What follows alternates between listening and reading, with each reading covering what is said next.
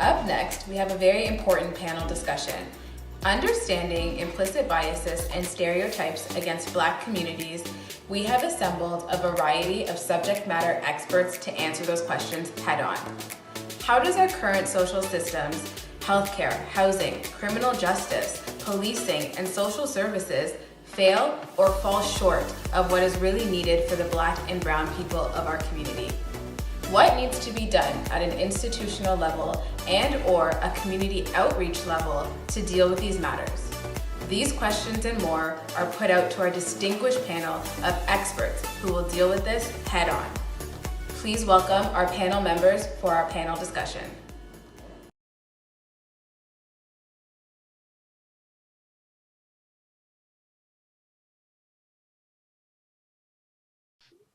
Hello, everyone, and welcome to Moksha Canada's Afro-Caribbean Cultural Festival. For those of you who don't know me, my name is Neil Danny, and it's my pleasure to be here as a host for our third panel discussion during the festival. Today's topic is understanding implicit biases and stereotypes against Black communities. And so, without further ado, I'd like to welcome our moderator for today's discussion. Our moderator today is Rahel Apiaje David, and she is a project consultant and facilitator. Through her business, 1000 Training and Consulting, she provides online courses, training, and project management. She helps individuals, teams, and projects with an idea or concept they don't know how to initiate to achieve their goals by illuminating a clear path and simplifying the process. She is also a professor at Sheridan College in the Faculty of Applied Health and Community Studies, where she lectures in the Social Service Worker and Community Worker Outreach and Development courses. Her capabilities are a result of her background as a post-secondary educator with over 20 years in community, business, social services, and government. So it's with great pleasure that I'd like to welcome our moderator, Rahel Apiaje David. Thank you so much, Neil. Really appreciate it. Excuse me. Hi, everyone. Thank you so much for joining us. It's so strange to hear people read my bio. Sometimes it's like, oh my God, yeah, that's actually me, you know, to hear it back.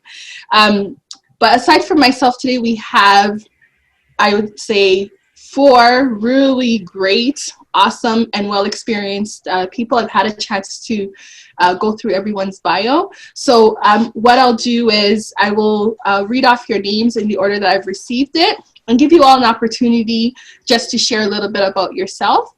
And again, I have your bio, so if you leave out anything that I think is important, I might, touch on that as well. So the first person I have is Joan Russell. So, Joan, from what I can see here, you have almost 30 years of experience working for the city of Toronto in employment and social services, and you've also given yourself to a lot of volunteer work, whether it's in the prisons or whether it's in the church. So please tell us a little bit about yourself. So as you've said from my bio, I've worked with social services for over 30 years. I recently retired from that job. I am the mother of 2 sons who are Black young men and have lived experiences with much of the racism and discrimination that we are encountering as a people. I've been involved in the church, ministerial positions, and as you said, volunteered at Grand Valley Maximum Security Prison for Women. And basically that's my background. I have a passion for my people and for knowledge. All right, excellent. Thank you so much, Joan. So the next person I have is Yvette Blackburn. So Yvette, from what I have here, you have extensive work in education, race relations, social justice, politics, labor relations. I'm not sure when you sleep. I also know that you've done negotiations and bargaining, and you've been a part of the political and social justice systems as well. And I have a whole list of the extensive services and initiatives that you've been a part of. So could you please tell us a little bit about yourself as well? Basically, we have been in the educational system for over 24 years. I'm currently an educator with Toronto District School Board as a guidance counselor. I do sit as one of the Canadian reps for the Global Jamaica Diaspora Council. Now I am back with Toronto Police Services on the PACER 2.0 that has been reconvened, and part of the collective that's doing the tip and the scales of justice, which has reached out to try to do the implementation of the Justice Talek report. So both the street checks and the independent oversight. So some of the key things that we're pushing at, so really involved in my community, and main thing is for advocacy for change, and that is the focus of my endeavors. Wow, sounds like a lot. Sounds like a lot, but congratulations on all that work. Thank you. All right, so now I'm going to move to David Mitchell. So David, what I have on you in terms of your bio is that you've chaired the Toronto Community Housing Corporation. You've also been a founder of ABLE, the Black Law Enforcers, Association of Black Law Enforcers, excuse me. You've also done lots of work in advocacy and community engagement, working with minority populations, doing recruitment, working in government, doing fundraising. So again, lots and lots of experience and lots to contribute. I also see here that you've worked in corrections. You've been also a director in law enforcement. Please tell us a little bit more about yourself as well, David. You're on mute. You'll have to unmute yourself. Thank you. I guess that would help. Yes. I've been working in the criminal justice system operationally and administratively for 30 years. Mm-hmm.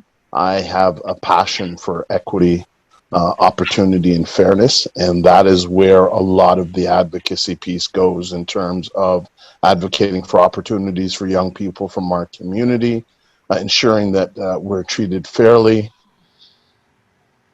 safely, and equitably by the justice system, and just making sure that, you know, it's responsive to our needs and realities. And so sometimes you need to advocate and tell people things, or speak truth to power with respect to telling people things that they may not want to hear, but need to do.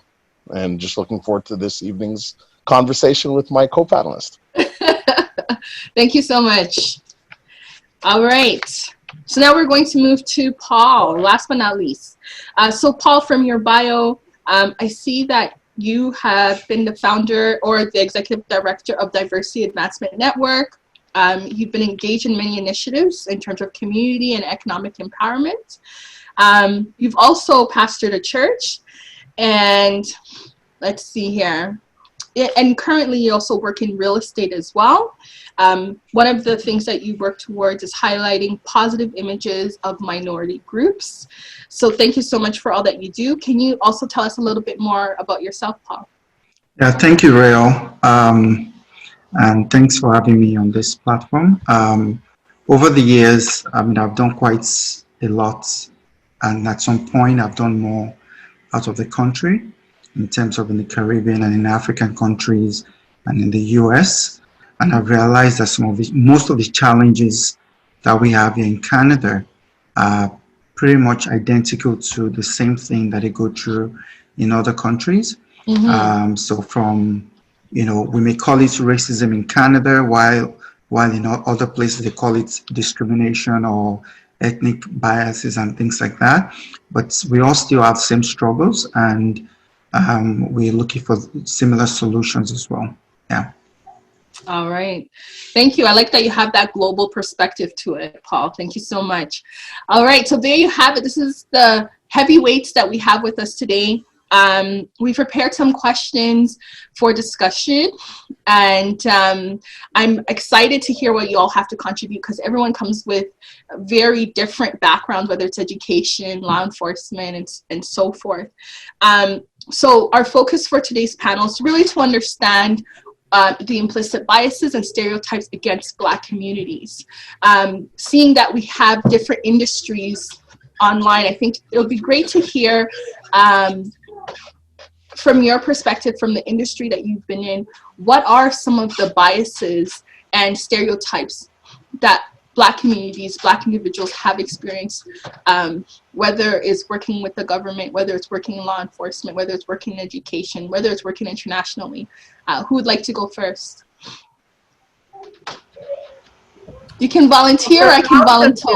Okay, Yvette, go ahead. Yeah, I'll jump in first because seeing right now we're dealing with the whole re-entry of schools. Yes. So the educational system, as we know, the biases run rampant, whether it be from the aspect of children's learning, even to the way in which discipline is meted out. When we talked about the suspensions, what schools you would see resource officers. Now that we know that we are moving away from that, Toronto District School Board has removed it. Peel now has removed from certain secondary, but those discussions still have to come under the glaring eye of scrutiny, because you still have individuals that are the educators, be it from the teachers, EAs, lunchroom supervisors, to vice principals, principals, superintendents, executive superintendents, associate directors, directors, individuals all have their biases within regards to the educational system as to what is taught, how it's assessed, how it's evaluated, the way in which our children dress, whether they have a pick in their hair, what's deemed to be a weapon, non-weapon, etc. So as we know, the educational system as a whole needs a full overhaul. Different boards are doing far more work and far more advanced than others, but that issue still has to be addressed. And now that we're in the COVID issue, who are all of the demographical, geographical areas that are all virtually online? Who is going to be missing from the school setting? Who does not have the devices that are going to be required? Who is missing from understanding bright space and understanding how to use that when curriculum is being delivered? Who is going to be supervising their children while parents are at work? And so the list goes on and on and on. But those are the aspects of the implicit bias and the unconscious biases that are rendered, where people are either within their own norm of thinking, or they're not even registering appropriately because of the notion of privilege, right? Correct. Wow, that was a lot. Okay, so just to summarize some of your points, and when it comes to education, you're saying that there's biases from top down, right? From the directors all the way down to the lunchroom teachers. You're saying that these biases show up in so many different ways in terms of even access and how things are planned out. And because of people's privileges, they might not even identify some of the challenges or barriers faced by certain communities, and in this case, the Black community as well. And you said a whole lot more, but that's what I'm summarizing from your point. Thank you so much, you got it. All right. Joan, David, or Paul, do you want to speak to your industries or your experiences? Sure, I can speak a little bit to the criminal justice system with respect to, implicit bias and perception and stereotype, and how that plays into a number of ways in which we're either denied opportunities, we are overly scrutinized, or have other challenges. So the whole thing, that the general perception of us as Black people, in particular Black men, as a threat, right? On the one end, in terms of negativity and all of that conjures up with respect to the need for attention or control. Then the other perception of being inferior, so not being able to meet standards, and that goes across several areas in terms of our ability to function as professionals. And then finally, the whole issue of whether or not we can be trusted, and especially in the justice system or law enforcement, where as Black practitioners we find ourselves in a very interesting space. In the movie Shaft, that Samuel L. Jackson played Shaft, and there was a scene in there where he says that he's too black for the brothers and too blue for the brothers and too black for the blue, right? And so not trusted by your community and not totally accepted by your profession, right? And once again, just based on the perception of where we are. And all you have to do is you test that out. So conversation comes.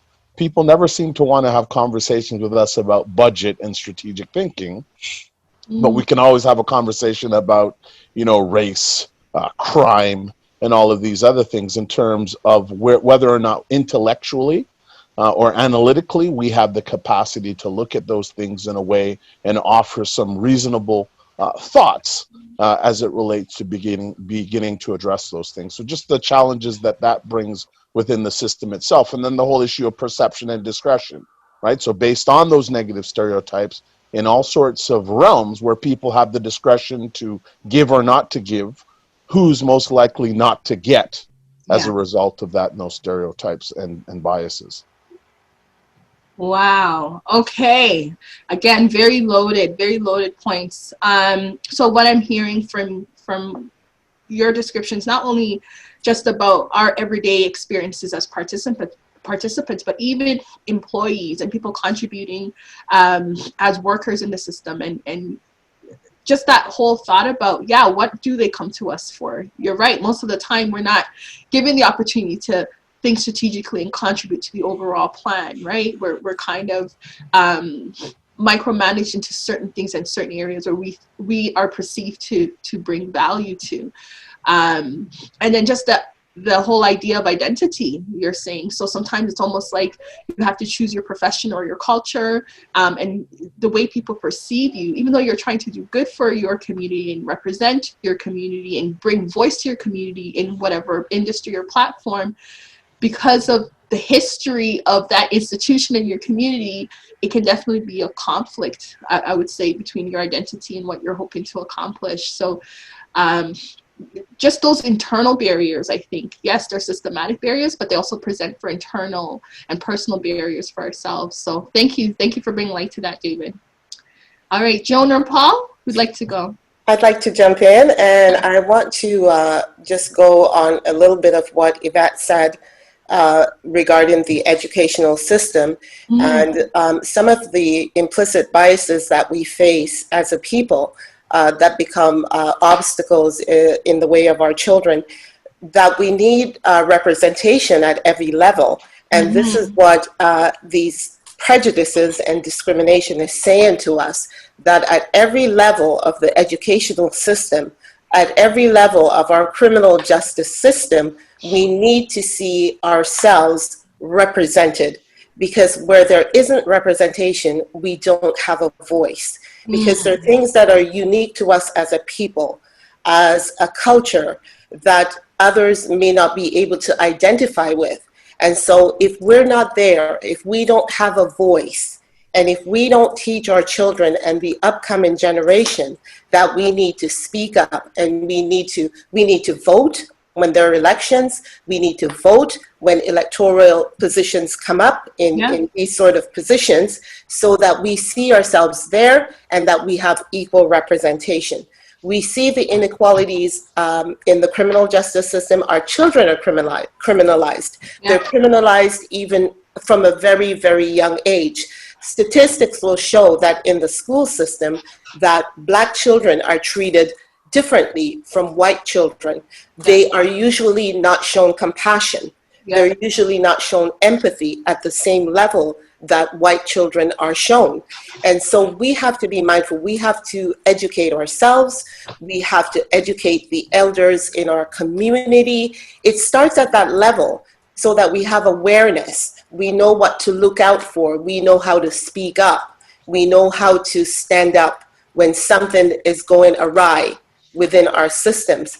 In the social services system, what it's set up to be is just a revolving door kind of system, where minority people are kept impoverished. You are paid at a poverty level. You are taught to be dependent upon the system and the social system, and so that you are forever in that catch-22 situation. So these are some of the things that we have to be aware of and that we have to address. Not just talk about it, but we need to be proactive. We've been talking for a while as a people. We need to take action. Agreed on the action part. Paul, did you want a chance to chime in before I move to our next question? Thank you. Sure.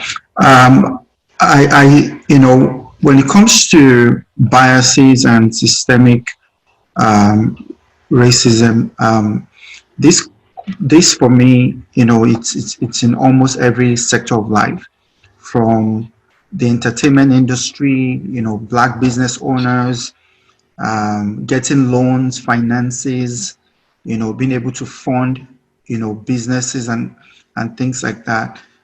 When it comes to the entertainment industry, for instance, unlike what we have in the US, where the community have been able to build things like the BET or the BET Awards and maybe platforms like that to be able to tell their own stories. In Canada, we don't have big platforms as such, so we're still left with waiting in line for the mainstream. And when we see the way media works in Canada, they don't tell our stories the way we expect them to.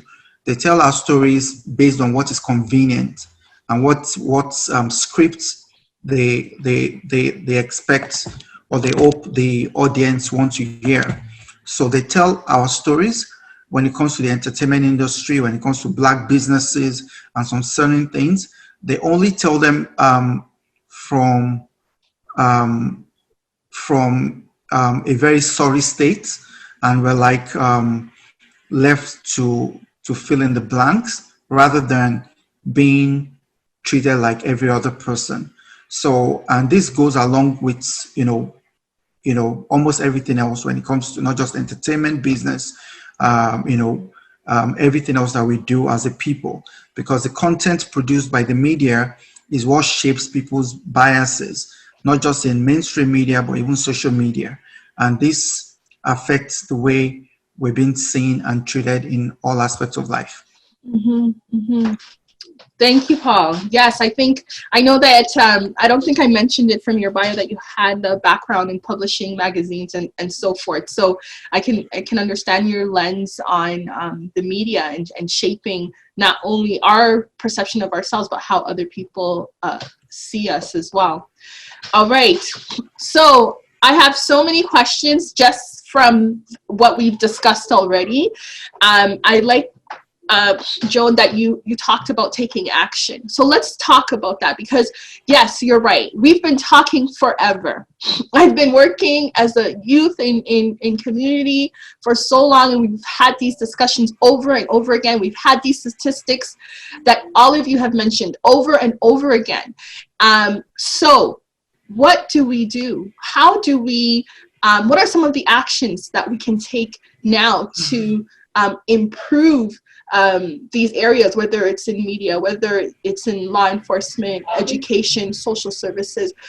What is one thing that we can actually do to kind of push the envelope forward?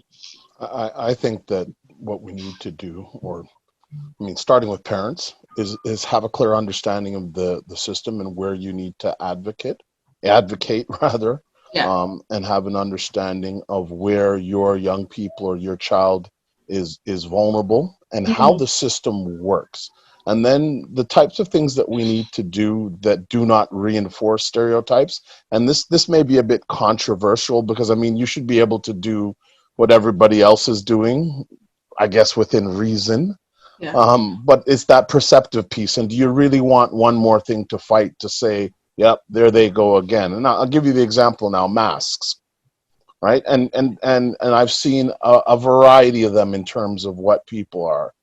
OK, but now put yourself as a young Black man or a young Black boy. Do we really think it's appropriate? Or I wouldn't even use the word appropriate. Does it complicate our situation further? Right. That if the mask is in bandana style, given the perception that people have of us. Right. Even though you should be able to wear whatever you want. Yeah. However, that then sends a particular image or message about you that's already there. So, what do we do to shatter those types of things and not sort of jumping on things that further complicate our ability to get access to things, get opportunities, or to be perceived? And I know, and I get it, that you should be able to do all these other things, but there's also a reality in terms of how they see us. And I'm having difficulty reconciling how people do those things. Okay, so what you're saying is some of the responsibility is on us, and first of all, to understand how the system works and to have that knowledge, and then also to present ourselves in a way that kind of combats the images and biases that people already perceive of us. However, at the same time, we should have the same rights as everybody to wear and be where we want to be, right? So, okay. I have some questions for that, but I'm going to see, I think Joan has her mic off of mute, so she might have something to add. Yeah. I do, and I do agree with what Mitchell is saying, David, sorry. But I don't know that we need to put that sort of pressure upon our young people. We are looking for equality as a people. We know that because we are trying to remedy a situation that's gone bad for centuries upon centuries. Yeah. We're not going to be able to fix it right now, but we have to start the foundation, and we have to build on a good foundation. And we are trying to fix issues outside of ourselves, but rightly, as you said, we need to start with ourselves, our own issues that we have as a people. And some of those issues go deep and very wide. Some of them are historical, things that have become intrinsic to us because of what has happened to us through slavery. Those behaviors we have to undo. We have to teach our children differently. So it starts in the family unit. It really, really does. We've got to go way back to basics. And if we look at what our African ancestors did, we realize that community was everything to our people. Yeah. We need to go back there. It takes a village. And even though we've outgrown the villages, that concept still works and still applies to us as a people.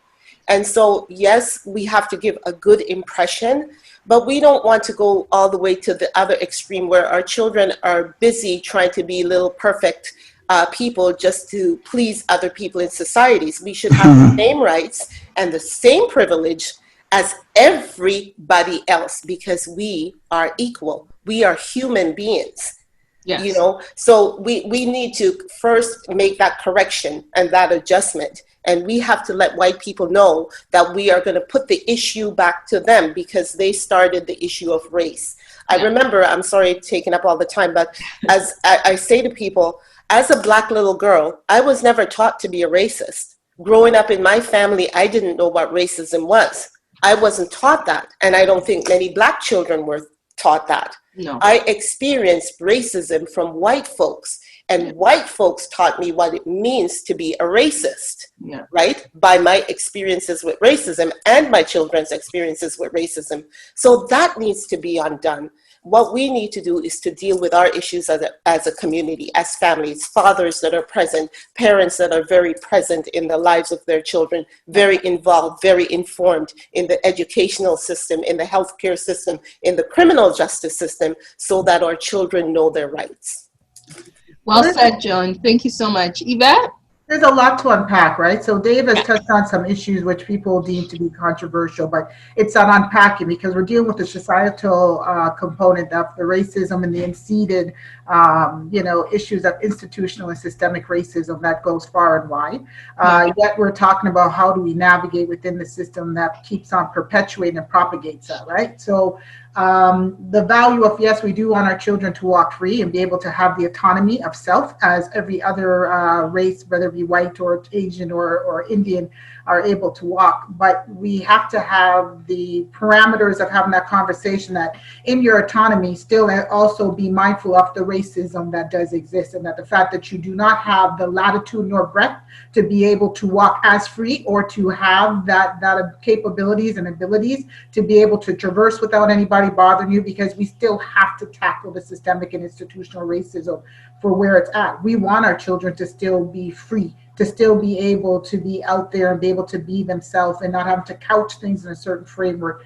But the fear that exists, right? So we know that the fear is there for a lot of parents in the sense of, will my child be the one that is stopped? If they are stopped, what is going to happen to them? Are they going to be the one right now with the gunplay that is at play right now within our system? Where are they getting involved? Who will be the next victim? What will be the issue? So there's a lot to unpack in the sense as to how we navigate. To Joan's point about it takes a village, but the issue is not that we moved out of the village. We just moved to enclaves that aren't ours. right? We want to track and follow other ethnicities, yet it is not our enclaves, it's not our village.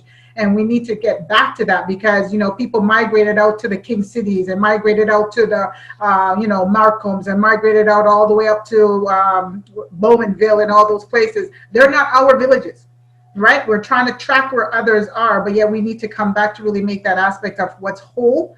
And how best do we guide and govern and nurture our children with them being able to know that they can have that autonomy and make sure we're advocating appropriately. So it's that double-edged sword of the conversation of can you be autonomous in a racist society, or do you have to learn to still know oneself, self-value and self-worth, but yet know how to walk within certain lines that we as the adults and others still have to break down so that our children and grown individuals, because we like to think that it's only young people impacted. Listen, 50-year-old, 60-year-old, 70-year-old Black males and females are being stopped and put under the pressure and all of that too, right? So it's the societal systemic issues that have to be addressed, and it's going to take a lot. Right, to Joe's point, it's going to take that village. It's going to take all of us. Each one teach one. Each one help one another. But it's a tough discussion for different individuals as to, do I say to you that you have to govern yourself in a certain way, or do we say autonomy is what's key and individuals should have the right to be whom they are when we're talking about, you know, finding oneself and being oneself in our society to be able to contribute. So what I'm hearing from everyone, correct me if I'm wrong, is that this is going to take, it's not a one approach thing, it's a multi-approach thing. So we need our family foundation and units to do certain things. Joan spoke to white people taking on their responsibility because they created this system of race and doing what they need to do to dismantle that aspect. And then having those difficult conversations as a people and going back to our roots of community and unity and having those discussions amongst ourselves to do what is necessary, make the decisions that's necessary for ourselves as groups, as individuals, and as human beings. I think one of the things that's come up a lot about the Black Lives Matters and anti-Black racism and things like that is, should we be asking for equality for Black people, or are we asking for Black people to be recognized as human beings? I guess that one's a little bit challenging, and I just want to go back before I go forward, because Sure. I think, you know, and Yvette made a very good point as it relates to, you know, what is the social reality within which you operate, even though you should be able to do everything else that people do. But at the same time, we need to be safe, right? The other day, a friend of mine, a friend and I went to the store with his son. His son bought something. My son was with him. He was going into another store, and he told his son, "Give us the bag, let us hold the bag." And the son's like looking, "Why do I need to give you the bag to go inside a store? Does everybody here know where this is going?" Yes. Right? Exactly. So white people don't need to think about that. And No. yeah, it's not fair, but are you going to put your young person at risk because of what you already know most likely will happen? Right? So that is just and then I mean, the other pieces around that, and Yvette made a very interesting point. We've got some stuff to figure out for ourselves, because we're not following people, Yvette. We're running from people. Listen to the conversation with our people. I'm the only one on my street. I don't want to be the only one on my street, because if something pop off, who's there to back you up, right? So even that in terms of how we deal with each other. And so, for instance, the Association of Black Law Enforcers does not believe in black on black crime, because now you've racialized it. When white people rob banks that are owned by white people, we don't call it white on white crime, but we're prepared to talk about black on black crime and how can you crime is crime. We don't then ascribe and then it's only certain things. So if you steal from a black person, you're black, it's not considered black on black crime. But where it's violent, right, and reinforces all those stereotypes about us being brutal and vicious, then it's black on black crime. But yet when bikers, right, blow up, use explosives to blow up other bikers that are white, oh, it's a biker war. It's not black on black crime. So we need to be careful how we feed into this stuff. You're absolutely right that there's those other pieces. So I would say that we're fighting to gain equity, I don't know about the recognition as a Black person, because that just becomes so loaded in terms of what context. Because even you go somewhere and you're served by your own, you'll have two experiences. Either somebody enhances the service because you're their own, or there's the disrespectful service because you're their own. So, David, I want to jump in and say that I completely agree with what you and Yvette are saying.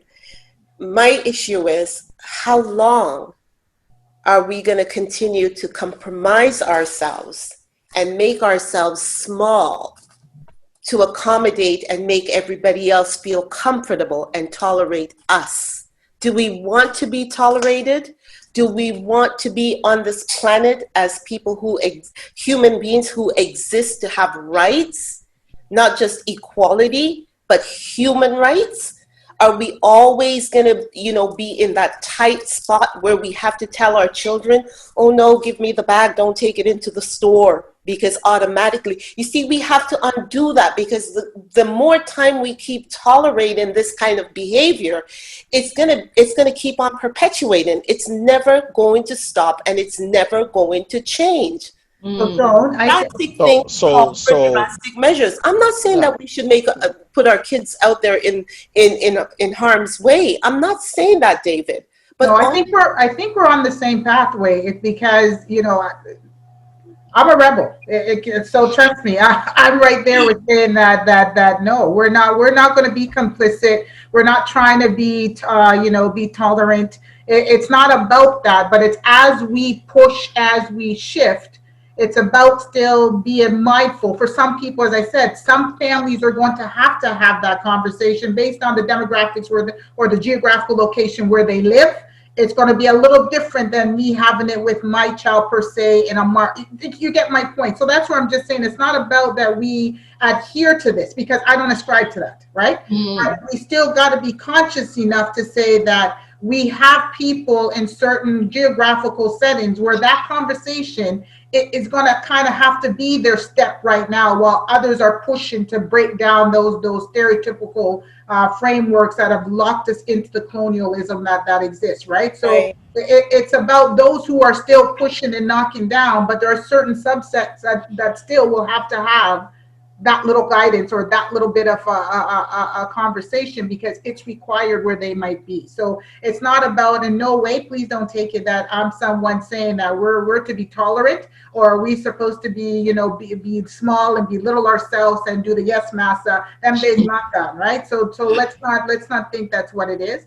And just also look from the framework of Dave being in criminal justice, every day seeing the pathway of the people that are walking through his doors, from some of the simple things that, because of the racist structures, right, the young men or women are pushing through his door, where we know if it was a white individual or if it was an Asian individual, they wouldn't be there. So I think when he's talking about those conversations, or the gauge that may need to be used, is, again, what areas are we speaking of that may have to have that? It's not for us as a people, though, to no longer be accepting that type of a mindset that we have to shuck and jive and bow and cow for people, right? So, and I'm sorry, you guys, but I have to run. But I don't even get to argue with you.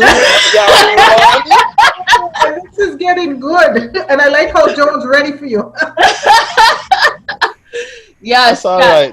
That's so all yeah, right. Yvette, you go on. Leave Joan to me and Paul. Go on. Guys. Listen, Dave. No, Yvette, thank you so much. I'm so glad that Yvette clarified that, because we have some young people like my son that they're just not going to accommodate any of this. They are willing to step out there, put it all on the line, for their rights and for their privileges as well. They're not going to tolerate this I'm going to small up myself in a corner kind of business, because we're being squeezed off the planet. We've been squeezed off for too long. No, I agree with you. And that's why I said this is a difficult conversation for me in terms of that time and place, but I don't want them putting themselves at jeopardy, right? So, you're in a particular place, people bring attention to, or attention is given to you by the police or whatever, right? A conversation starts, all of a sudden you start to raise your voice. There's no law that says you can't raise your voice. However, you know where that's going, right? Because then all of a sudden you see 2 and 3 more cars come, right? Because now you're aggressive. It's not, you're not being passionate or passionately defending whatever. You're being aggressive. Yeah. Then next thing you get charged with disturbing the peace, right? So from a simple encounter, right? And then where does it escalate to? So I'm not saying no. I don't think that they have the experience at this point to navigate that, and we need to be able to teach them how to navigate that, not to be small, but not to put themselves in jeopardy, right? So same thing, you're in a car, and we're seeing more and more of this, right? Driving in this province, in this country is a privilege, not a right. You get stopped, you surrender the 3 documents. That's what they told you when you signed, right? You can't be, what are you asking me insurance for? You know, believe some insurance. Who does that? Show it to him or her, and then complain later and deal with it as to why you were whatever. But this notion that we can make a bad situation worse and somehow come out of it unscathed, it's just causing us more trauma. Okay, Paul, do you have anything to chime in? I know the conversation's been going back and forth. I want to give you a chance to. Oh, sure. I just want to add to that. I would say sometimes when we get into these conversations, we also, it may sound like we're not mindful of some opportunities. I won't say opportunity, but we leave out some real life situations where things don't go wrong. I've had instances where myself, I've gotten stopped by a cop for using the cell phone, and I've been let go without any ticket or maybe anything like that. So it's not always one side of. No, it's true. David. No, it's not. It's not always. I don't have a problem with that. No. Just lucky it wasn't this cop. Okay, I'm not saying that to put myself in trouble, but I'm just trying to say, sometimes when we get into some of this kind of discussions, there are people that actually consume this information and they assume, oh my God, it's so scary to be there. It's this and that. Some of these things are actually real, and I've experienced them myself as well. But there's always those times where we also don't experience these things. We apply for a job, we go through an interview, we pass through some certain things, and things go smoothly. The system works. So everywhere in the world, whether it's in the Caribbean, it's in Africa, you still find police going far and above. You find people in position of power abusing women. You find people in position of, either in the church or maybe anywhere else. So sometimes it's excess when it comes to is the excesses of human beings. It's not always about race sometimes. But beyond that, when it comes to even my work as a realtor, I find out that most times it's my own people, Black people, either African Caribbean, that says, oh, I don't want to go there because there are too many Black people over there. I don't want to do this because there are too many Black people over there. So it's not just a white people's problem on us. It's also us trying to change our own mindset, working on ourselves, and also having some of these discussions with ourselves. For instance, I've met some people in my work that feel very comfortable just renting. They don't want to buy a home because they feel scared that, if I should buy a home, they're going to take it at some point. I'm going to lose it at some point. Maybe because of something someone else has actually told them, or maybe because the way they were raised, So there's a lot of orientation, re-education or reorientation we need to do, to be able to understand that, until we become a part of the land, a part of the country. And I'm not just talking about knowing the national anthem and some certain things, but owning the land, owning a house, owning real estate, having equity that can be passed on to the next generation. So by the time you have, the kind of challenges we have now, the next generation shouldn't have the same challenges. They should have some equity to actually start with. So they don't have to struggle with the same kind of struggles that we have. So these are some of the things that we also need to look into. How do we also take accountability for some things that we can also address We don't have to wait for the government or for society to actually do everything. We can also correct some things. For instance, if we patronize ourselves, that's another dollar going into another Black person that will probably ensure that more Black people don't find themselves on the streets. You know, more Black people are not in need of government help. So the more we also learn to work together as a people, to feel comfortable planning together, forming companies together, you know, forming organizations together, actually working together instead of competing with each other or even running from each other sometimes. The more we do that, the more we'll also get some results, you know, internally. Yeah. I'm really excited about everything everyone's saying, and there's so many things coming to my mind, but I can only do one at a time. So I think now everyone's spoken a little bit about the generational thing, and what I'm taking from this is, again, in addition to us taking responsibility through our family, also giving accountability to those who hold the biases. At the same time, there's things that we can do ourselves, like Paul has said, in terms of land ownership and making sure, as I think, Joan, you mentioned earlier, that some of the work we're doing, we won't see the results now, but we're doing it for later. So let's talk about generations now, okay? So one of the questions, I'm going to kind of rephrase it, that I had is like, you know, we have an opportunity to improve things now for the generation ahead. And one of the things that I'm hearing from you, Paul, is to, first of all, be unified within ourselves as an individual and then with one another. I don't like questions, and I hear this all the time, and it irritates me when people say, you know, the Jews and the Asians and whatever, they can all unite. How about Black people? How do we unite in our own way? Like, I think, was it Joan or Yvette that brought up the fact that it takes a village? We have our own ancestral ways of doing things. So how can we take from our roots and who we are to prepare the next generation, or to propel them? And Paul, you just spoke to some of it in terms of land ownership and all of that, to propel them to be at a better state, despite what is happening around us, despite the biases and stereotypes. How can we do that generationally? I think that we need, you know, to Paul's point, to start to set the example, right, in terms of supporting our own businesses and doing, you know, taking the time to find out who in our community is doing that. And then on the other end, people need to also provide quality service. We're notorious for certain things, right? So, you know, and Paul will tell you, so I'm supposed to meet Paul at 7 o'clock, right, to see something, right? It's 7 p.m., not 7 a.m., right? Oh, I was there earlier. No, but I didn't tell you that. I told you meet me 7 p.m., not 7. All right, even that nonsense, and nothing upsets me more. Even when you go to support community functions and we say 6 o'clock, are people showing up at 8 and then wanting to sit at the front, right? Or wondering why they missed dinner. Yeah. However, you go to other communities and you say 6 o'clock, at 5:45, they're there and ready to go. True. Right? So some of this stuff, like our own personal discipline, right?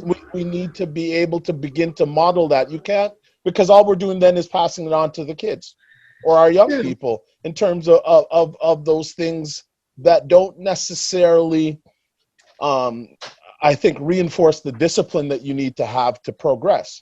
And then once again, trusting each other. Like, so if you go to a particular community and you say Benjamin's, they all know who it is, right? Because that's the number one funeral home in their community. What's the number one funeral home in our community?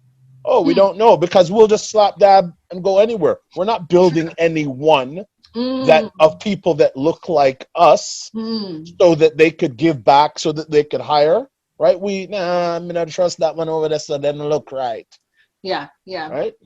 Well, Thank you, David. Joan, I know you're ready to go. Go ahead. I'm going to chime in here, and I don't want to trivialize anything that's being said, and certainly we shouldn't, because we're dealing really with serious issues as a people and as a community.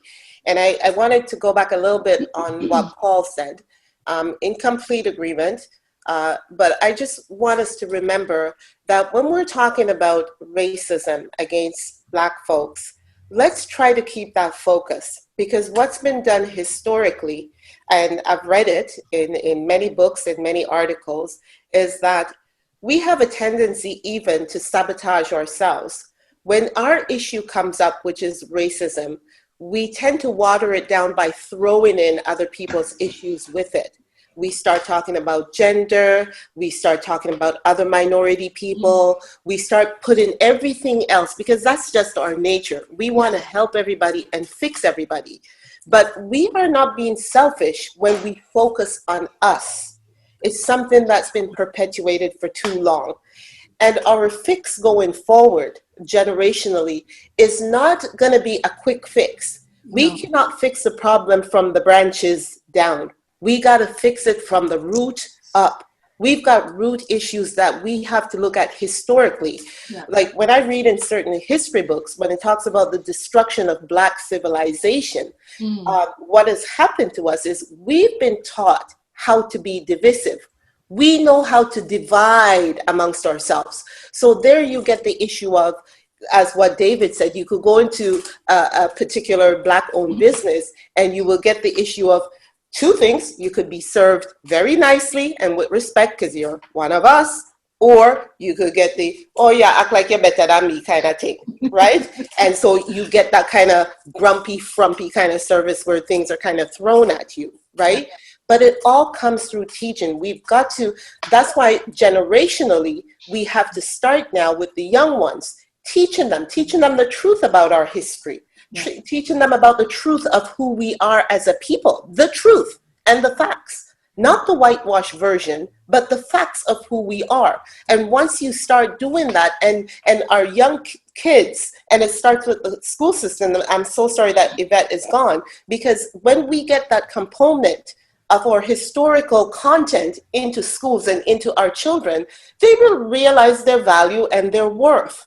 And no longer will we be saying, oh, I don't want to move into that neighborhood because it's all Black people. I want to move over to where the white folks are, because we will realize who we are. You see, and it starts with us as individuals. We can't whitewash it from the top. We can't fix it from the top. We've got to go back to the roots and put the values into our children. Yes, we need to own real estate. We need to support our own businesses. And we've been saying that for years and years, but it's not happening. So obviously, there is more to it than just saying that we need to do these things. Correct. Sorry, I'm so lost in everything that you're saying. I do have a follow-up. This is something that's very current. I think it was yesterday. It was announced that, was it 20-something billion? I can't remember the exact number. Is going to be given from the 220-something million. 93 million from the federal government, and I think 128 million from the banks. Okay, so they're going to, thank you so much, David. They're going to be giving that out to Black businesses as loans. And I was having a conversation with my husband to say, okay, this may be a good thing, but how do we make sure that when opportunities like these come up for us, that those dollars, like David is saying, is used to build up our own communities? Do we need to come together now and create a plan? Because I feel like there'll be a few sets of people. There'll be people who'll be trying to just grab the dollars, okay, just so that they have it for their own personal use. And there'll be people that will come for the dollars but are really trying to build the community. So how can we use opportunities like these to level up as a community? Then we need to make sure we put all the rigor and the structures that belong there. In terms of, so the program, I think there's three aspects to it. There's the loan, there's the mentoring and planning and support. And then it's going to be, I think, Black-oriented business organizations and local post-secondary institutions, the colleges and universities, a team, so for the mentoring pieces. So if you don't come with a business plan and a 5-year plan and an adversity plan and how you plan, why would we give them a loan, right? So certainly the money's earmarked for you, and we recognize some of the issues go, but you need to do all of the same things that are important for a successful business. Not important for anybody. Any business that's going to be successful requires a plan and some thought, right? So I think that's what it is that we just apply the same rigor.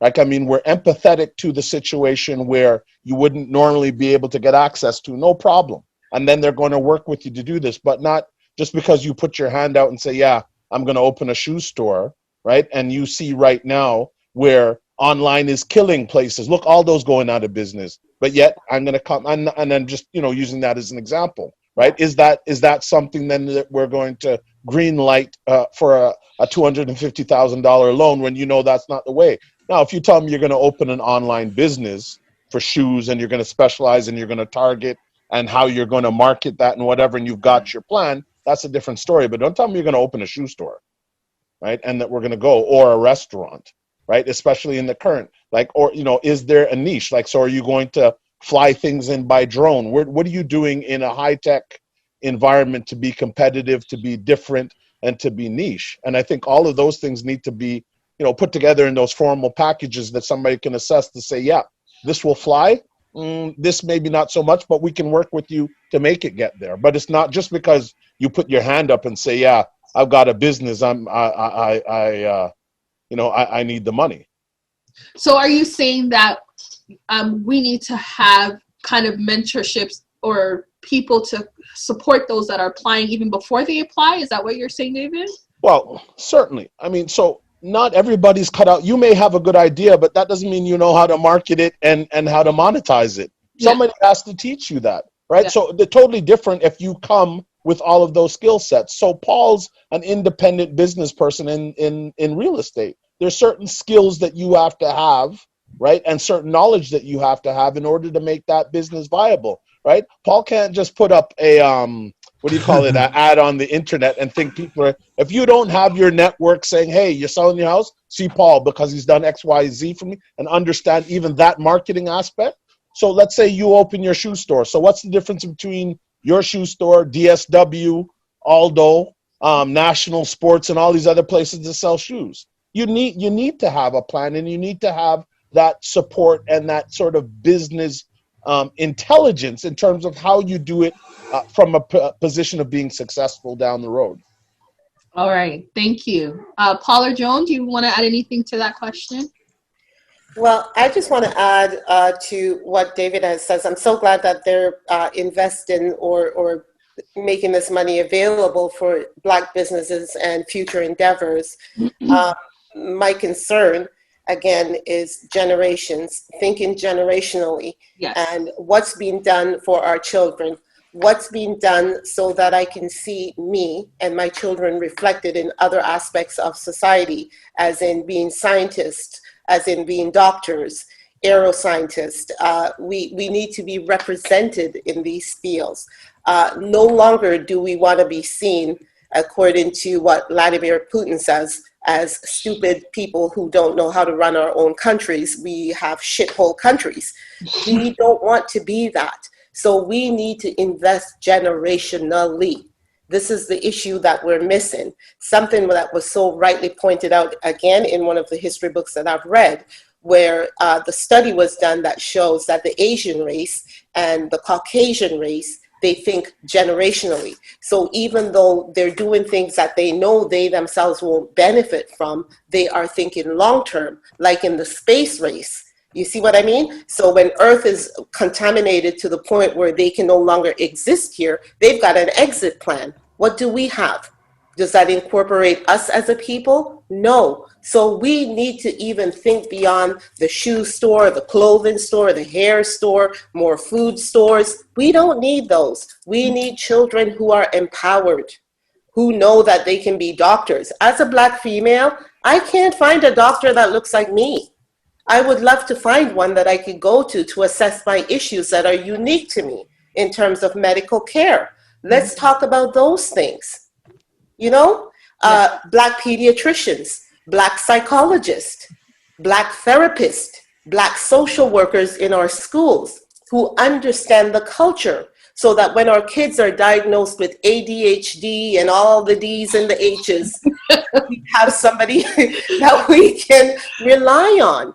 Families who need therapy who are afraid to go to white counselors because they're afraid that white counselors do not understand the cultural issues, and they're afraid of the end results. Our children will be labeled. Let's deal with those deep-seated issues. Yes, I'm glad for the money, for the businesses, but we also need to focus in other areas. Let's not put all our eggs in the one basket. So, John, I just want to make sure I understand what you're saying. It might be twofold or it might be one or the other. Are you saying that with this money, we need to think beyond our usual mom and pop, like you said, food and things like that, and think about larger business ideas and think about how it will impact the generations, not just the now? Yes, we can do things that will help our communities and can still generate employment, generate income, but they're more far-reaching and more long-term in their effects, more generational. We've got to think generationally because the Black race has stopped thinking generationally, unfortunately, because of that interruption of that horrible thing called slavery. Yeah. Before pre-slavery, we did that. After slavery, we've become a lost people, and we've got to rebuild. It's because we're in survival mode. So when you're in survival mode, you don't start thinking about the future, thinking about the now. So it's almost like we need to transition out of the survival mode to be able to get there. Paul, you kind of sparked this conversation in terms of the generational aspect and the business piece. Do you have anything to add in terms of the funds or how we can use that to propel us? Yes. I'm often skeptical when it comes to government funding, politics, and things like that. Because I remember the last funding that was promised. I'm not even sure if it was given. There were some funds that was promised, I think about 3 years ago. And year after year, there was town hall meetings. They were mentioned during elections. Then the next election, it was still used for several town halls. And the time to get the funding, after a while, I personally got tired. So, and I know this same funding, it said it's for over 4 years. So sometimes it's not just the funding, it's how do we follow up, how do we plan to make sure that the money is diverted to those that probably would make good use of it. And like everyone, as I've actually mentioned, we shouldn't just be building the same old way of doing business 100 years ago, 50 years ago. Things are changing, the world is moving. Sometimes when it comes to business and making money, it's not a black or white thing. It's about doing what is most efficient and what is going to work based on the trend, what is trending right now. Many things are going tech, so we don't need to do everything, in brick and mortar right now. So being able to also trust each other enough to form partnerships. We all don't have to be CEOs. Sometimes some people are better working under someone else, or even forming groups, being able to trust each other rather than everyone going on their own. That way we're going to be smaller, and then we'll have less opportunities to build bigger things. So how do we work together, not just within Canada? How do we partner with someone in the US, in the Caribbean, Africa, somewhere else? Some people have businesses that may be struggling, but if that business is taken to another continent, it may be what they're looking for. So how do we get the exposure, the network, the connection to be able to see beyond Canada? For so many years when we're doing Black Business Summits, when we had those programs, it was one of the things that I saw. I was able to see some things that some people do here that, many people are thinking of, okay, how can I start in Brampton? Then from Brampton, I'm going to move to Mississauga. Then from Mississauga, I'm going to move to Scarborough. Some people are not thinking, why not just build 1 year? Then you're thinking of New York, you're thinking of maybe Lagos, you're thinking of somewhere else. How can you have like a global perspective? Not everything has to be localized. Sometimes we are so involved in our day-to-day activity and we're not seeing a bigger picture, So when it comes to generational wealth, I know personally I've done a lot of work recently on some platforms that we hope to put forward, and we hope it's going to be very helpful. I believe we need to go into a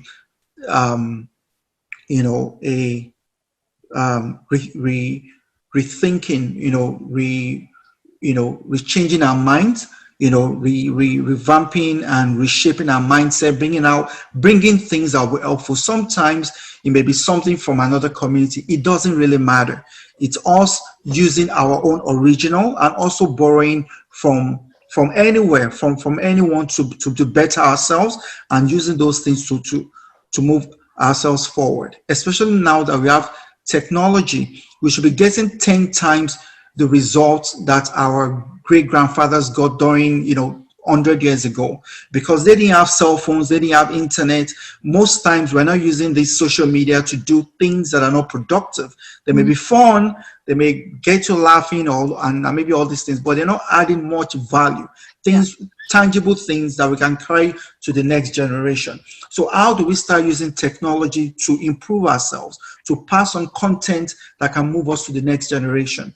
So I think we can do more, and I will still coin it as holding ourselves accountable in terms of what can we do, not just what can the government do for us. What can we do for ourselves as a people? How can we restructure, reorganize ourselves, try to trust each other more and bring in things that can help ourselves, rather than, waiting for handouts, so we can do more as a people. And I think even our churches can also play a big role in some of these things, without trying to disrespect faith-based institutions. But sometimes, they can be a form of distraction. When many of us believe, oh, you don't have to do anything here, everything is waiting for you in heaven, and maybe things like that. It also let us feel comfortable not taking responsibility now, and the more we can see ourselves as a solution to our problems, the more we'll be able to move forward together. All right. We have a little bit of time left, but I want to make sure, just before we wrap things up, I would really like to hear from each of you two things. So the first thing is, what's next? For anybody that's watching and viewing right now, what is one practical thing that you want each person to take away that they will action? Not talk about, but action. Let's do that first, and then I'll ask you the second thing after. From where I sit, it's political engagement. Understanding what the political landscape is and who is going to best represent our concerns, and getting out to vote. And also making sure that we become citizens and do other things. I mean, one of, as the kid of immigrants, for every winter as a kid growing up, may I go home? May I go home? Where are you going? You live here. What are you talking about? May I go home? Right? And to this day, we still have people that are landed immigrants, right? You got to vote. If you don't vote, you don't count, and they don't pay attention to you. So for me, it's political engagement, especially at this time where things could go in just so many different directions with respect to the aspirations and interests of our community. And then the other thing really is parental engagement, being involved in the educational system, knowing what your young people are doing and encouraging them. So, Joan had talked about, not doing the usual things. Well, we need to encourage kids. So if a kid says, no, I want to be an architect, right, as opposed to a sports figure or an entertainer or some of these other things that we keep having. We have lots pre-COVID, lots of talent contests, lots of tournaments, right? But where were the science fairs, right? Where were all of these things? And and I'd love to see like a Black science fair and get kids to build robots or do other things to say, okay, this is where you need to go. So we need to come from that. And to Paul's point, I mean, it's not a matter of picking on the faith groups. They need to step up. So I know in the criminal justice system where we have hundreds and thousands of volunteers working with people that are incarcerated, and everybody's trying to teach everybody the scriptures, and some of these people can't read. I don't see the practical pieces of it, right? So if you're not teaching literacy and how to connect, what are you teaching scriptures?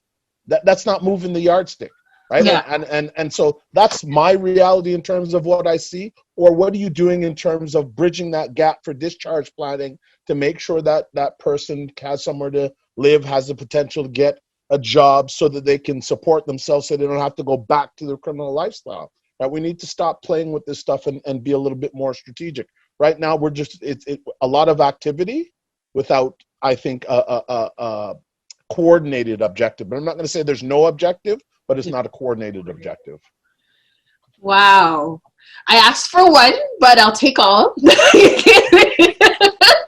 David was listing them all off. So yeah, I think those were really good actionables, and you're totally right about being able to participate and getting our citizenship, and also lining up even what Paul said in terms of buying property, so that we have, the dollars that we're giving back, and we have more power in that case. So yeah, a lot of people have been deported because they've been here for 30, 40 years, and they did not have their citizenship, and don't even know their home country, or their children don't even know their home country. They get sent back. So that's a really valid thing. Thank you so much, David. Lots of great points. Joan. So I'm going to jump on what Paul and what David has said in total and complete agreement. We've got to stop talking and act. We've got to act, become engaged, be politically involved, know what's going on in your community. And I'm going to speak to the faith-based as well. And as David said, we're not trying to diss anybody, put anybody down with regards to their belief system, but churches and faith-based organizations have the ears of our people. For centuries, Black people have been tuned in to pastors and ministers, and they have a great influence over our people. Why not use that platform for something bigger and better? That is my challenge to them. Challenge the people in the church, become involved, be better parents, know what's going on in the school, get out there and vote, know who's representing you and representing your community and who has your best interest at heart. Don't just sit there and talk and not action anything. So those would be my challenges to anyone who wants something to take away from this session. Get involved. Faith-based people, pastors, start preaching it from the pulpit instead of just teaching people scriptures for the better by and by and the kumbaya. We need it now. The reality is now, and we need to live here and now. Thank you. Paul, I don't know if you wanted to add anything. Just take yourself off the mute, please. Yes, I think it's been a very, very good discussion with covering different things from criminal justice to wealth generation and the school system. I think, while we may not, I'm not sure we've even taken our time to acknowledge the generations before us. They also have done quite a lot, and some of the freedoms that we enjoy right now, there were things that they fought for. We may not know it because, we get them freely. We get on the bus, you don't have to be told to sit at the back or to stand and things like that, So there's a lot we can take advantage of. Sometimes also when we listen to Dr. Martin Luther King and so many other great people, they fought for some of the freedoms that we enjoy today. So we have access to access loans, to access some certain things. So how can we effectively use those things to move ourselves forward and to ensure that the next generation have a better life than we do, So I think the conversation we've had, within the past 1 hour has grown and has moved towards the right direction. And, hopefully those that will consume this information will be able to get inspired to also contribute to how we can get to the action phase, not just the dialogues, So there's a time to protest, there's a time to talk, and there's a time to take action. All right. Thank you so much. I want to say that even to make this conversation very practical, I didn't prepare things ahead of time, but just to line up with your responses. Sometimes people don't know how to get involved or where to get engaged. So, all the things you guys are saying, okay, volunteer, get your citizenship.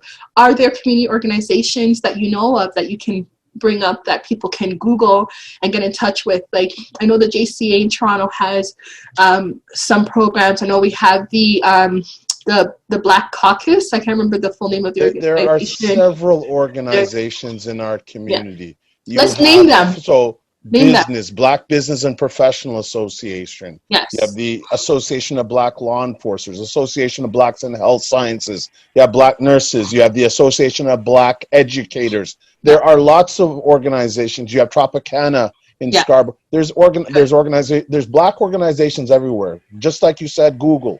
Right, we're used to Googling for Bandulu things like cheap tickets to Jamaica, but we can't find an organization in our community where we live. Come on now. Mental Health Association, don't forget. Yeah. Very important. Yes. And I have to mention, of course, Makosha Canada that put all this together. They're also another organization, and Paul is representing DAN, Diversity Advancement Network. That's also another organization. So I just want to make sure, because we as people that engage in the community, we have this knowledge, but there's people that don't know. So I want to be in talking about practicality. Don't let them off the hook. Every week, Share comes out, Caribbean Camera. There's articles out there. There's stuff about what's going on. We don't. And look, so you go to the West Indian store this week, the Share from this week, there's a pile of them.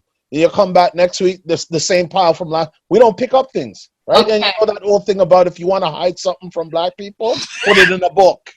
Right? We need to read and get serious. Thank you, David. True. We're trying to encourage them. You're giving us some lashes. Listen. No, but that's the only thing we understand. We only know crack at a whip. David, I don't fall for that one. It's not that if you want to hide something from Black people to put it in a book. I don't, because I Black people believe that a lot of some everything. Okay. Right, because no, but seriously, so if you have Rahel here saying people don't know, how do you not know about a JCA that's been around for 30 years? But David, how about we use, David, I want to rebut a little bit. How about we use some of the media outlets that we have? As Paul so rightly said, this is the age of technology. And a lot of times we find that in our race, technology is being used to depict us in a very, very negative way and very stereotypical ways. So how about we use some of the things that the more modern tools that are available to us that people are tuning into to send some of these positive images and positive reinforcement and get some of that information out there. Like I think of an outlet like, and I'm not proposing to give advertisement for any association or organization, but like the local radio stations that we have that are available. We don't have no local radio stations. We don't? No. Oh, okay. Why do you say that? Why, Dave? I mean, but these are venues or modes and mediums that we can use to get positivity out there and get some of the awareness out there of some of these organizations. Maybe they need to be more visible within the minority communities as opposed to an entity that seems so far-reaching and far away. You know, so we've got to take some of the ownership too as organizations and as leaders to say, let's get more grassroots and let's get closer to the people who require the services instead of making ourselves the untouchables in the suburbs or in downtown. You know what I mean? David, you sound far away. Sorry, when I made my comment about us not having a radio. Hear you, David. Can't hear you. I don't know what happened. Are you connected? Just check your headset. Yeah, I think I am. Can you hear me now? Very low. I can hear you. It's just very low. You sound distant. Okay, well, maybe I have to enunciate. So when I said we don't have a radio station, I know we have a radio station, but you have one program a week on Sundays for 2 hours that discusses community issues. The rest of the time, all you're hearing is banga, banga, banga. So that's not elevating our cause. But David, I'm saying, how do we change that? How do we change that and make it more positive to reflect who we are? you can't, if you ask me what's going on, one of the things that I pride myself on work as a senior civil servant, I know what's going on in the community. People can't tell me because I read the share, I go online, I follow things, I go to community meetings, and I'm not saying everybody can do everything, but do your little part. This notion of I don't have time, but then I get it too, and Rahel said it earlier, we're in survivor's mode, right? So some of this stuff is difficult, but we can't keep saying, put it out, put it out, put it out, and then we don't consume it. Wow. Okay, people. So thank you so much for the practical things. And I hope for the people that are watching that there's one thing that you've taken from at least one of the speakers today that you will action, not talk about, but do. Start. They say every journey starts with one step. So we're asking you to take one step from any suggestion from Paul, from Joan, from David. Educate yourself and connect with an organization or an individual in your life that you even know is connected, and start there. So I'm all for positive affirmations. I know our discussion today was difficult and we barely touched on the issue of implicit biases and stereotypes against the Black community. Barely, but we've touched on so many important things and we've planted many seeds. So in order to put positive things out there, right, Joan, you're saying we should put these things out. I'm asking each of you now to speak positively about the Black community.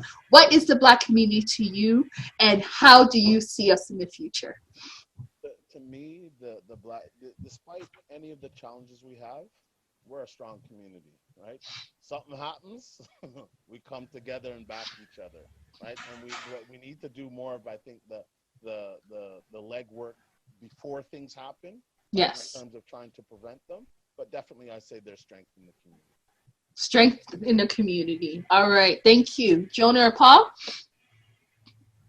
I do believe, I strongly believe that we've come a long way. And I remember a few years ago when we had one of our, the Black Mayoral Forum, and then we actually, that was the event that introduced carding.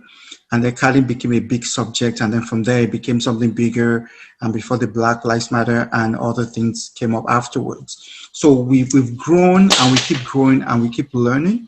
And sometimes each person's effort may feel like a small step, may feel like a small contribution, but it all adds up. So I see us eventually coming together and being a better people than what we are today. And the next generation are actually watching us. And the things they see are sometimes what they would also replicate, So if they see us working together, if they see us building things, they will also want to do the same thing. But if they see us working against each other, they will run out of the community and run somewhere else. So a lot of responsibility is still in our hands to make sure that we're laying the right example. We're leading by example. We're being better parents, and we're also being better leaders, because we're all leaders in our own little way, and in our own, organizations and things like that. So the more we do, and the legacies we leave will determine what the future will be like for our community at large. Thank you, Paul. Joan, would you like to share? Yes, I want to say about my people that we are strong. I see us in a very positive light. As a little girl, I knew I grew up as a child with a lot of a negative outlook about my people. But as I learned more from my history and learned more about my ancestors pre-slavery, you see, the North American culture and colonization has taught us everything about being slaves. And so for some reason, in our stage of development, we've been stuck there. And we still have brought that mentality and that way of thinking forward and forward and forward. I am saying that this is the generation where change is going to happen. This will no longer be our legacy that we were slaves. We are forward thinking. We are upward thinking. Yes. We are movers. We are shakers. And I see nothing but better for the future generation. They are looking at us.